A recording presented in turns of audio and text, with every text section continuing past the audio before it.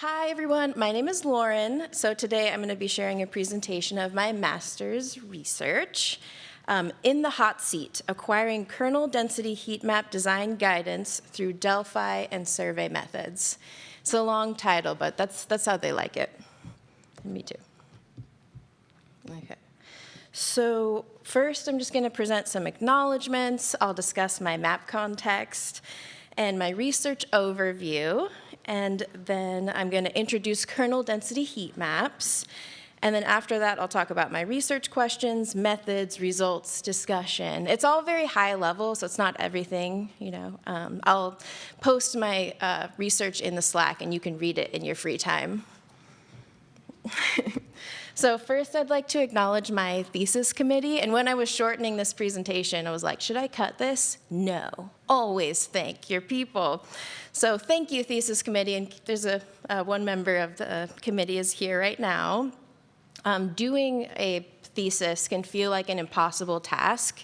And these people helped me do it, so thank you. I also dedicated my thesis to David Banis and Christina Friedel, who are in the audience. Just little claps. So thank you to them as well. And I'd like to thank Claire and Joanne. So these are my people. Behind research is just so many supportive people that help you figure stuff out. Okay, so before I get too far into my presentation, I'd like to state my positionality in the magical world of maps. So in my experience as a map user and a map maker, maps have sometimes been placed into either of two categories, right? So we have the scientific, the objective, the constrained, versus the artistic, the subjective, and the culturally defined. So we have maps kind of sometimes being arbitrarily sort of separated out. To me, I feel like they're both, though. So maps inhabit both realms of science and art. And this is not a new take, but it is also my take now, so you get to hear about it. So put another way, a map is like a cheesecake. If you don't remember anything from this presentation, just remember that. So you have a selection of ingredients, inputs, right? Specific techniques and tools. So all very scientific, all very rigorous, but you also have individual preference and taste. You have emotional experience and impact. You have historical and cultural context. So again, the process and the product are comprehensive, and they are both scientific and artistic. And I call this a holicious view because it's holistic and it's delicious. So I just want to state that. That is where that's where I am when I'm telling you about my research. I'm in a holicious view. Okay, thanks. So why does that matter? Well, maps, though highly subjective, are also useful tools for communicating important information, as we've already seen, right? So it's our duty as cartographers to make sure we're making maps that are effectively and accurately communicating that information. So yes, they're subjective, but also they serve an important role. So for my work, I chose to focus on kernel density heat maps, which display density of phenomena with a continuous surface of connecting hotspots. I noticed that there seems to be little practical guidance on how to select and customize these maps. Like, when we make the maps, why are we doing these things? It's fun to lean into this microphone. So I decided to set out and create and also test potential guidance so we can create useful, effective heat maps. That was my goal. It was lofty. So I just want to do a little overview of my research, since once we get into the methods, it can get kind of hairy. But to investigate how to create useful, effective heat maps, I first assembled a panel of cartographic experts using the Delphi technique, and they devised recommended heat map guidance. Then, these guidelines were validated with public reference librarians, shout out, I love librarians, through online surveys. And then these responses were then summarized and analyzed by me to see if the guidance provided really did help to create useful, accurate heat maps. So we get some draft guidance, put the guidance in a survey to test it out, and then see how well did it do. That's basically what happened. But what am I even talking about? Let's back up. So let's briefly talk about how heat maps are created in GIS. So essentially, a user inputs points or lines of discrete locations. A normal distribution is fitted over the point or line, with the peak representing the point value and the tails extending out based off of the size of the search radius. So that's what the search radius does. Mystery no more. So it defines the size of the hotspot. These distributions are then summed, creating the outputted surface and values. So I think this can be helpful because we use tools, and it can be hard to know what is actually happening in the background. And here, and like magic, we get this really interesting surface. Yes. I want to pause here. I know, I was like going to put Picard in my presentation. Can folks raise their hand if they've made this type of heat map before? Yes, yes, yes. Okay, these are my people. Great. We're all in this together now, here in this presentation with me. So here are my research questions. The text on the screen is very thesis-y. So the sentences are really long. So I'm just gonna boil it down for you. So first was, what do cartographic experts think are important heat map guidelines for creating effective maps? So that was something I sought to find out. Then, how well do these guidelines do when we test them? So we're assembling guidance, but we also need to test that guidance. And then specifically, how do guidelines on color and search radius fare when tested? Because those were found out to be pretty important aspects of heat maps. Okay, let's talk about some methods. A lot of words on this slide, but I'll sum it up. So I used the Delphi method to gather heat map guidelines in order to then test them. So this method involves gathering experts and then finding consensus about topics through rounds of discussion and facilitation. So first, I assembled a panel of experts. There are a couple of these folks in here right now. Thank you for your time. And then I sent them a short questionnaire, which included basic questions about heat map design.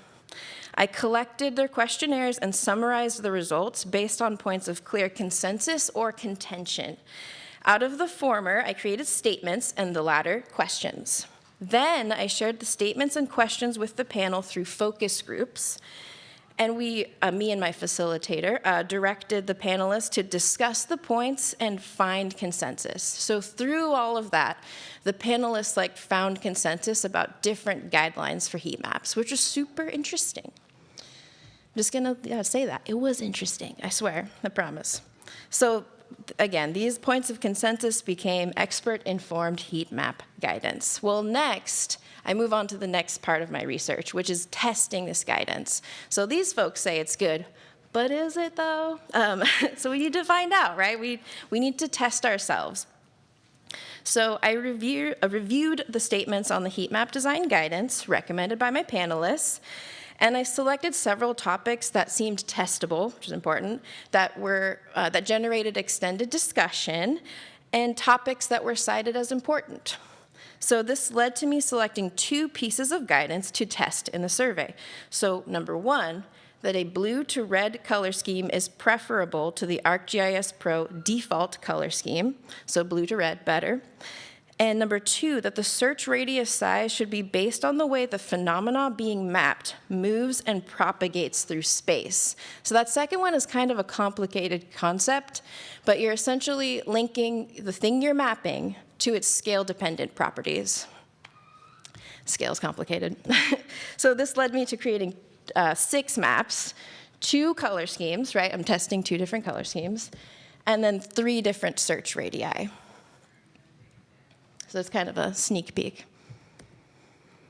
So next, I designed a set of questions to investigate the relationship between map variables and the map user's ability to understand the information on the map, which was kind of difficult, honestly. How do you design a question that helps you understand if someone is reading the map correctly? So are these recommendations working? Are they helping the maps be effective?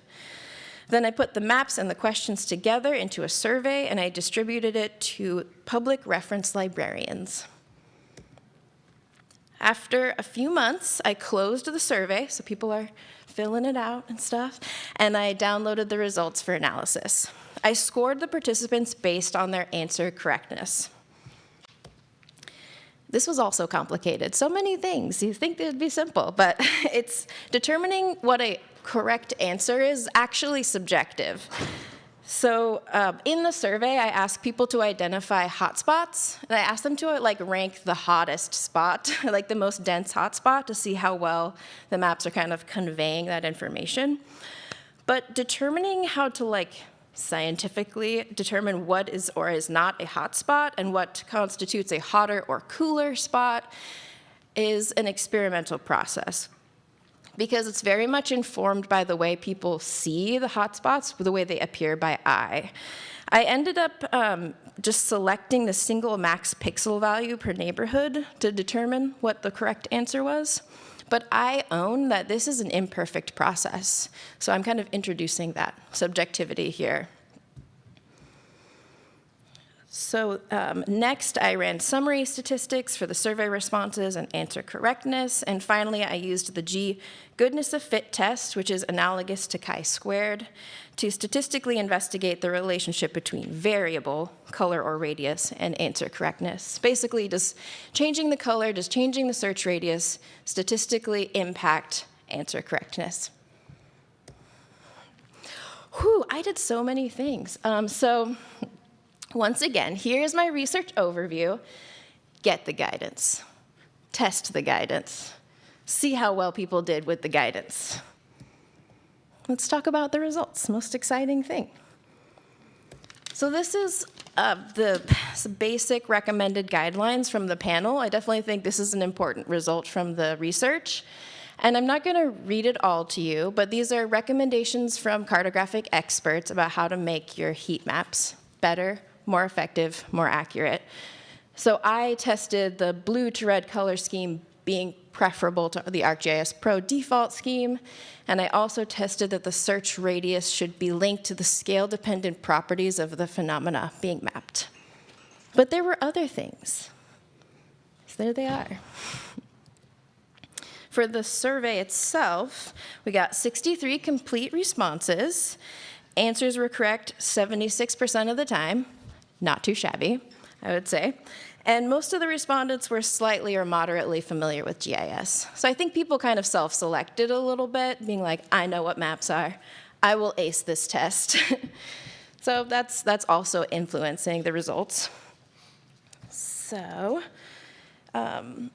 looking at overall color versus search radius, the blue to red color scheme did perform better. So people got more correct answers with that color scheme. And actually a smaller search radius also performed best. They got the blue ribbon. All right, let's talk discussion. So one really important thing to note is that according to our panelists and me, the decisions you make when designing a map are always contextual. So the term it depends came up so much in our conversations, which is hard when you're trying to define practical guidance. And I agree with that, but my thought is, practically speaking, how do we deal with this, y'all? I'm asking you, please tell me. We should figure out a plan to learn about the context of our data and make choices based off of that context, instead of just being like, it depends, which it does. So I think that's an important part of our work, or an important opportunity for us. Maybe like a flow chart, I don't know. The panel discussed color for a very long time, so I want to stress that as an important factor for your heat maps. So a big way to sum up the conversation is that your colors should be intuitive to the thing that you're mapping. Again, understand what you are mapping. So I think with that in mind, the blue to red color scheme makes sense with the association of coolness and low density, and red with heat and high density. This color scheme can be kind of problematic for some folks with certain types of color blindness, though. So we have to kind of consider that as well. And the concept of accessibility was implied in my work, but it wasn't a focus. And I would like to add that to my work in the future, because I think it's really relevant. Rainbow color schemes were controversial, so tread lightly there. Okay, search radius. It's so complicated. Search radius is complicated. Presentation over. The panelists suggested that the search radius size be based on the nature of the phenomena being mapped and how it moves, which is interesting for a density map. The thing is that some phenomena mapped probably have multiple relevant scales. So you have to think deeply about the scale that you're using. Because as we know, larger scale, big hotspot, small scale, small hotspot. Thinking about how that affects our maps. So search radius is related to scale, and scale is super complicated. I also would like to stress that heat maps imply spread. They imply continuity, despite being density maps. They are not, in my opinion, isorhythmic maps, which use sampled data. They're density maps, so they're slightly different. So we need to be thoughtful about the implications of showing like a big old spread out hotspot map. And some research indicates that smaller radii may be recommended over larger radii. So that's something to keep in mind too. Okay. On to just discussing the survey results. Folks were pretty good at identifying hotspots, so that is good. That's encouraging. They were not good at identifying low overall density, so this would probably be best for a choropleth. Again, making choices about the maps we use to communicate information effectively. So 70% of folks understood that the hotspot surface doesn't necessarily indicate presence of the phenomenon being mapped. So recall that you can make a big old thing of hotspots, and it can cover the entire geography. People may think that that means the phenomena is present beneath that big surface. This can be problematic if you have a map of like crime, right? People could get scared. They can be like, oh no, there's crime everywhere. So again, like thinking about how your choices impact your users' understanding of what you're showing them. And speaking of like thinking about the scale-dependent properties of crime, it's actually really interesting, our choices there. So on to the conclusion. So this work adds to a small but growing research on heat map design. There are still guidance and knowledge gaps around how these maps should be designed and how they work. The biggest takeaway I have is that we need to deeply care about the thing that we're mapping and to understand it, and also to understand who we're mapping for. So cartographers have a ton of power, and with that comes great responsibility. With that comes a duty of care, right? So we need to care about what we're mapping and how we're doing it. And I hope that we go forth with curiosity and joy as we try to improve and understand our maps. Thank you.